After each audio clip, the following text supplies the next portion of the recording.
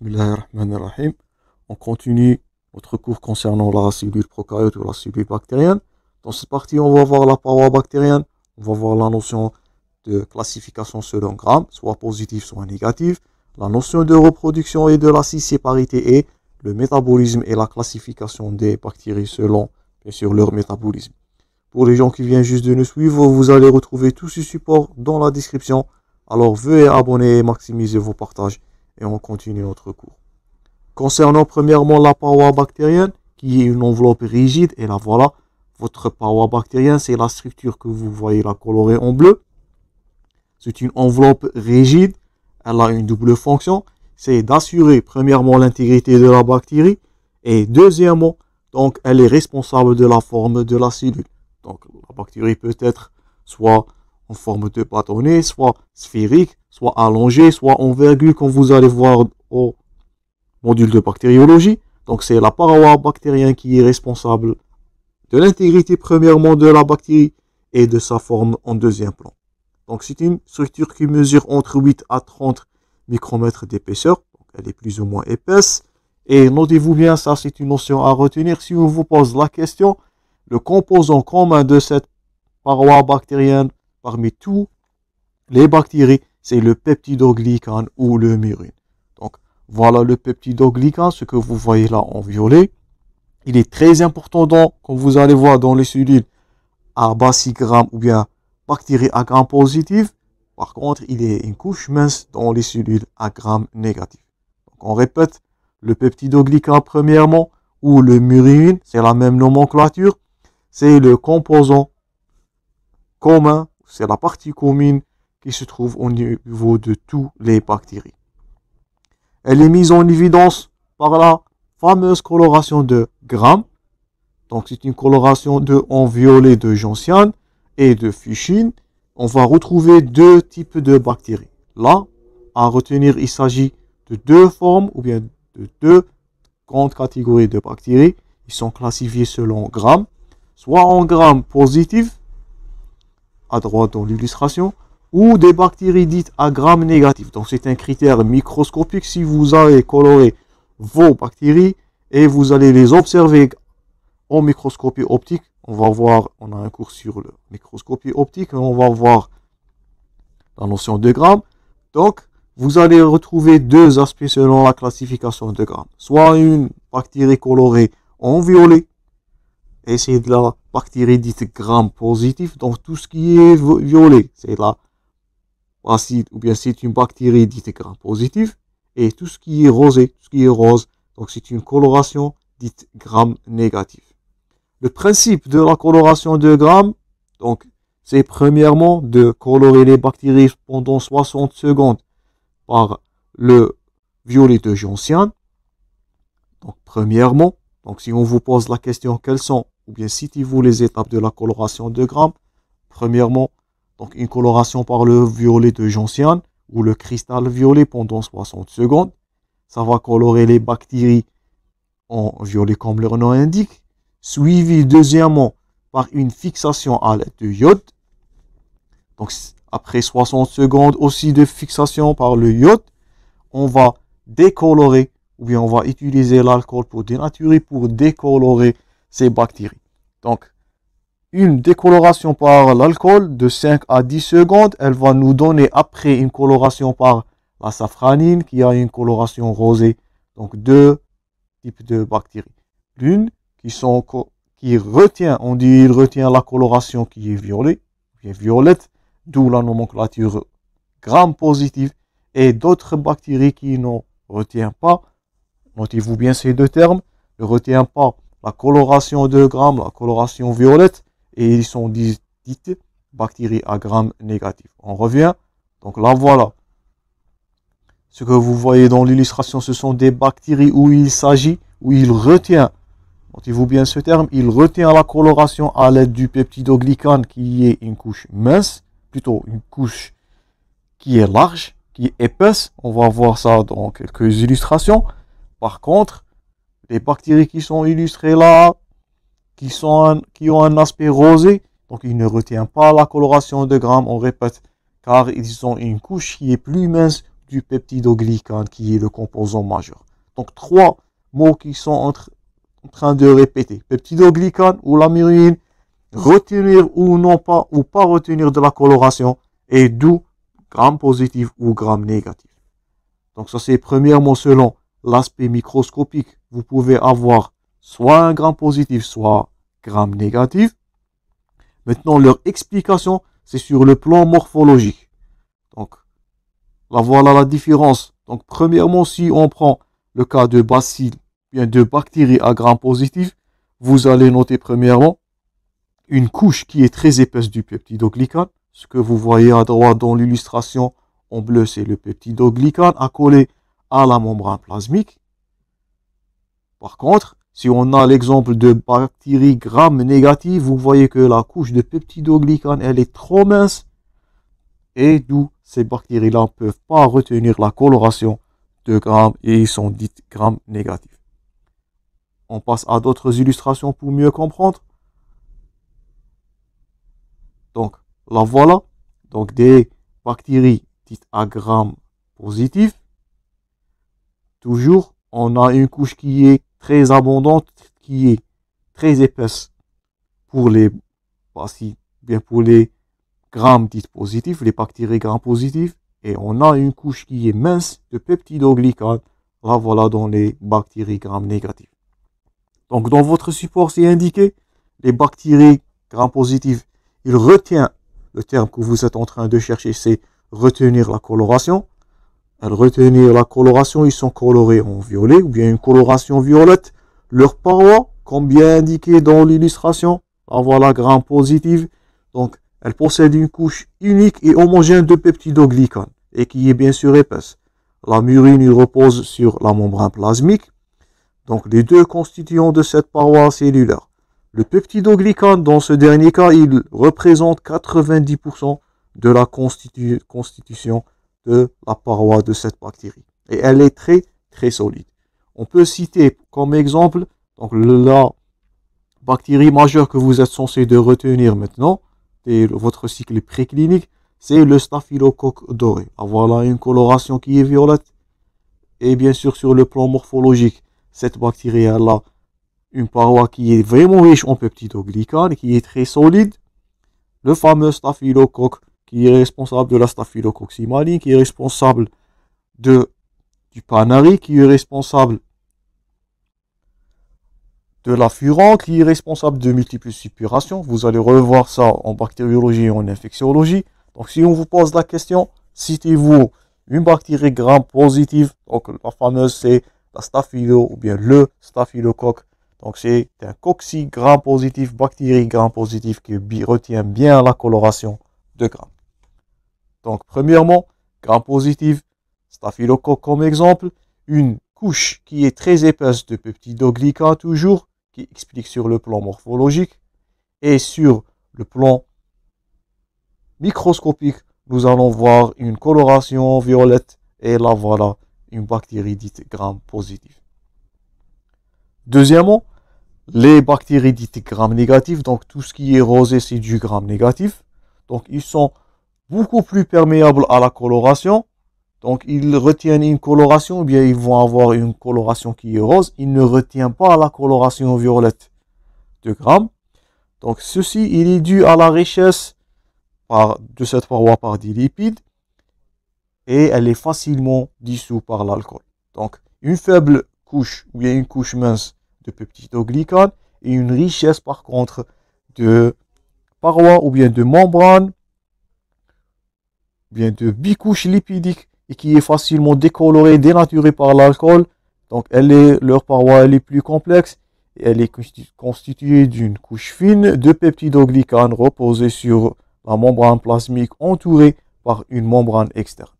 Donc on répète dernière fois, lorsqu'on dira gram positif, donc c'est une couche qui est très épaisse de peptidoglycane reposée sur une seule membrane. Là, voilà, à droite dans l'illustration. Par contre, lorsqu'on dira gram négatif, donc le peptidoglycane représente une minorité de la structure de cette bactérie. Donc une petite couche de peptidoglycane qui est recouverte dans la face interne et externe par une double membrane cytoplasmique, donc qui est d'origine lipidique et qui est facilement décolorée ou bien dissolue par l'alcool. Donc, peptidoglycans dans les grammes positifs représentent 90%. Ils donnent la rigidité, ils donnent la coloration gramme positif. Par contre, dans les grammes négatifs de peptidoglycans, c'est qu'une simple mince couche. Et d'où là, on dit que ces bactéries grammes négatives, elles ne retiennent pas la coloration de grammes ou bien ils sont dites grammes négatifs. Dernièrement, pour finir la notion de grammes positifs et grammes négatifs, si on vous pose la question, citez-vous un exemple d'une bactérie à grammes négatifs, la fameuse. Donc, pour les grammes positifs, c'était le staphylocoque doré. Maintenant, pour les grammes négatifs, donc le coli ou bien l'Escherichia coli, c'est le germe que vous allez citer, qui est responsable de multiples infections intestinales, infestations intestinales, et Escherichia coli, c'est l'exemple que vous êtes censé de retenir comme gramme négatif. Gramme positif, je répète, staphylo, peptidoglycan qui est majoritaire à 90%, retient la coloration. Par contre, gramme négative, E. coli ou bien Escherichia coli, c'est l'exemple que vous devez retenir. Une coloration rosée, une faible couche de peptidoglycan, majoritairement constituée par une membrane plasmique lipidique et d'où la bactérie dite gramme négative. La différence structurale de la paroi entre gramme positif et gramme négatif, elle permet de comprendre la différence de la sensibilité aux antibiotiques entre ces deux germes. Et vous allez voir ça en troisième année en bactériologie. Vous allez revoir la notion de bactéries gram positive, gram négative. Et vous allez voir ça dans le cours de l'utilisation des antibiotiques. J'espère que c'est clair concernant la coloration de grammes et les bactéries gram positifs et négatifs. Avant de conclure ce cours, on va voir la notion ou bien un terme qui est à retenir. Donc, on répète, concernant la production, la cellule prokaryote, elle ne se divise pas. Il ne s'agit pas de mitose et pas de méiose. Par contre, elle se divise très rapidement par un phénomène qui est dit la cisséparité. Donc là, voilà une bactérie qui est en train de se diviser, je répète, par cisséparité. Il s'agit pas, faites attention, ni de méiose ni de mitose. Donc après réplication de l'ADN, la membrane cellulaire, elle va être étranglée. Donc ça, c'est les étapes de la cisséparité bactérienne. Après ça, on va noter une division cellulaire et qui va donner deux cellules filles qui sont clones très rapidement par un phénomène de cisséparité. Et je répète, il ne s'agit ni de méiose ni de mitose. C'est la cisséparité qui est le mode de reproduction des bactéries. Le dernier titre dans ce cours, c'est le métabolisme de la bactérie. Donc, bactérie aussi, elle a son métabolisme. Donc, on dit le terme métabolisme ou bien l'ensemble des réactions chimiques qui permet qui se reproduisent au niveau de la cellule. Pour réaliser ce processus, ces bactéries, comme toute autre cellule, soit eucaryote, soit procaryote, ils ont besoin de l'énergie, de l'ATP.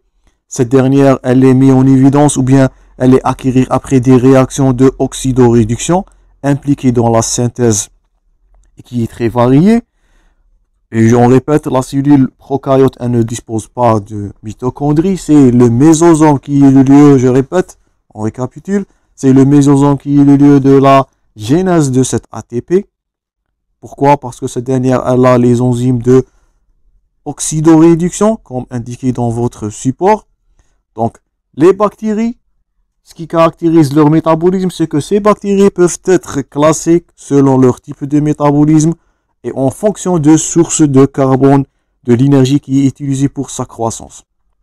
Donc, si on vous pose la question, quels sont les critères de classer les bactéries? Donc, premièrement, ils sont classés selon leur type de métabolisme. Ils peuvent être classés selon la source de carbone, deuxième critère. Et aussi, troisièmement, ils peuvent être classés selon le donneur de l'électron ou bien les accepteurs des électrons. Dans ce cadre, on peut classer les bactéries selon deux majeures catégories. On a premièrement les bactéries qui vont utiliser premièrement la lumière. On utilise ou bien on associe à ces bactéries le terme phototrophe. notez-vous bien ça. Ou bien, on a les bactéries qui ont une source, ou bien oxydation à partir d'un composé qui est chimique. Et là, on associe le terme bactéries dites chimiotrophes. On répète, premier critère, c'est la source de leur énergie. Donc, soit premièrement, source d'énergie qui est lumière, et on dira qu'il s'agit de bactéries phototrophes. Photo, c'est la lumière, toute nomenclature phototrophe. Ou bien des bactéries qui sont chimiotrophes, donc ils ont une source d'énergie qui est chimique, qui est organique, donc par oxydation de composés qui sont chimiques. Donc l'énergie cellulaire de ces bactéries chimiotrophes, elle est d'origine chimique. Par contre, les cellules phototrophes, ils sont d'origine lumineuse. La source de carbone, deuxièmement, on peut citer premièrement des bactéries dites autotrophes. Donc un autre terme, c'est autotrophe, donc qui utilise le CO2. Par contre, une cellule qui utilise d'autres sources de carbone à part le CO2, ils sont dites hétérotrophes. Donc, premièrement, selon la source, on a phototrophes et chimiotrophes. Et deuxièmement, concernant la source de carbone, on peut avoir autotrophes, ils n'utilisent que le CO2, et ou bien hétérotrophes qui utilisent d'autres sources de carbone. D'où ces deux critères, soit d'origine énergétique ou bien la source de carbone, on peut noter dans votre, c'est indiqué dans votre support 4 catégories de bactéries. Vous avez premièrement les bactéries dites photo-autotrophes. Donc photo, ils vont utiliser la lumière. Autotrophes, ils vont utiliser une seule source d'énergie qui est le CO2 comme source de carbone. Donc premièrement, on divisera le terme photo-autotrophe. Photo, c'est lumière. Autotrophe, c'est CO2 qui est la source de carbone. Deuxième sous-classe, c'est les bactéries dites photo-hétérotrophes. Photo, toujours, c'est lumière, une source lumineuse. Et c'est phototrophe. Hétérotrophe, donc, elles vont assimiler le CO2 en présence d'un autre donneur d'électrons, pas de CO2. D'où la nomenclature hétérotrophe. De même façon, on peut classer les chimiotrophes, les bactéries chimiotrophes, en deux sous-catégories. On a premièrement les bactéries dites chimio-autotrophes. Donc, ils utilisent des substrats inorganiques et ils réduisent en assimilant la réduction de CO2 comme une énergie, comme une source d'énergie. Donc, chimio, ils vont utiliser des parties chimiques où il y a des, d'où la nomenclature chimiotrophe. Et dernièrement, la quatrième sous-catégorie, c'est les chimio-hétérotrophes. Donc, ils vont utiliser un substrat organique comme source de carbone et comme source d'énergie, et d'où la nomenclature chimio-hétérotrophe. Donc, on répète, selon la source d'énergie, on peut avoir deux grandes classes, c'est chimiotrophe et phototrophe. Photo, c'est qu'il utilise la lumière. Chimio, il utilise des produits organiques. Deuxième notion, c'est la notion d'hétérotrophe et d'autotrophe. Donc, autotrophe, elle va utiliser seulement le carbone du CO2 comme source. Par contre, hétérotrophe, elle peut utiliser d'autres sources. Une autre terme, où il y a d'autres terminologies, c'est la notion de lithotrophe et de organotrophe. Là, voilà, dans votre support, on peut diviser, bien dans l'illustration, on peut diviser les cellules chimiotrophes sous deux sous-catégories. Chimio-lithotrophe. Litho, donc, le donneur des électrons, dans ce cas-là, il est d'origine minérale. Par contre, organotrophe ou bien chimio-organotrophe, comme leur nom indique, le donneur de ces électrons, il est composé organique. Donc, selon la nomenclature, vous pouvez classer votre bactérie, ou bien les bactéries selon trois grandes majeures catégories. Chimiotrophe et hétérotrophe, plutôt chimiotrophe et phototrophe. Deuxièmement, autotrophe et hétérotrophe, selon la source de carbone. Et dernièrement, lithotrophe, donc le donneur des électrons, c'est minéral.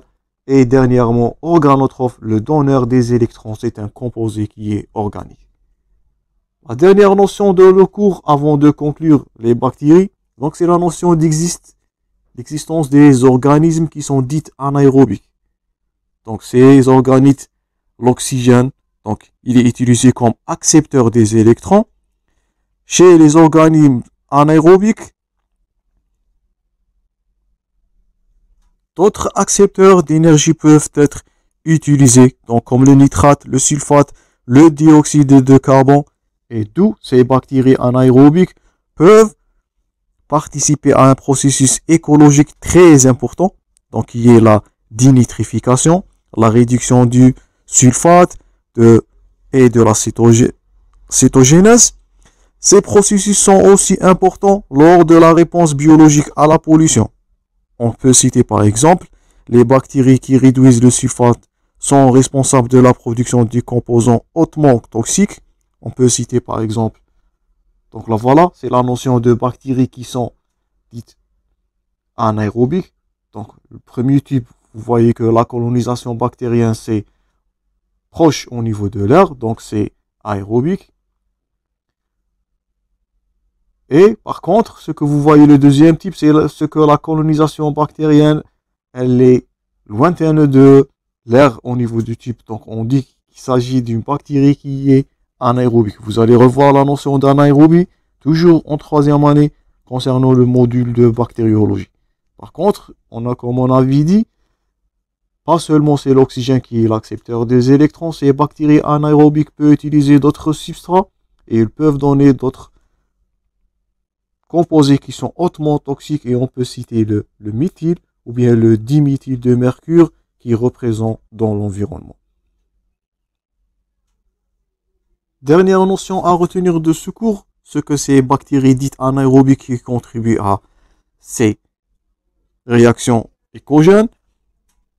Donc, ils vont utiliser un phénomène qui est dit la fermentation. On dit que les bactéries anaérobiques vont faire de la fermentation pour utiliser l'oxygène comme un accepteur des électrons et pour construire leur source d'énergie qui est l'ATP.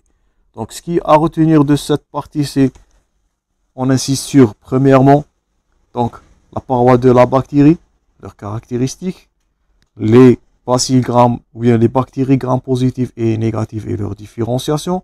La scissiparité, faites attention de dire que la bactérie, elle va avoir de la mitose et de méiose, c'est faux. Et troisièmement, c'est la classification des bactéries, soit, je répète, concernant la source de carbone, donc soit phototrophe ou chimiotrophe. Deuxièmement, autotrophe ou hétérotrophe. Et troisièmement, lithotrophe ou organotrophe concernant le donneur des électrons. Donc ça, c'est tout pour les bactéries ou bien la cellule prokaryote. On va voir prochainement les virus et leur cycle viral. Toujours, bon courage dans vos préparations. Je vous remercie pour votre attention et on se revoit dans le cours des virus.